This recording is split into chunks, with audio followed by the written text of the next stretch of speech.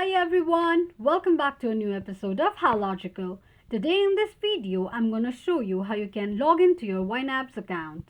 Keep watching the video till the end.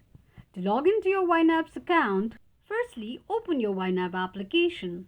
The official page of YNAB will appear on the screen. Click on Login option at the top right corner of the screen. Now, to log into your YNAB's account, enter your email address and password associated with your YNAB's account and then tap on Login. Click on an eye icon to check if you have entered your password correctly or not. In case if you don't remember your password, click on Forgot Password. You can also log into your YNAB's account with the help of Google or Apple account.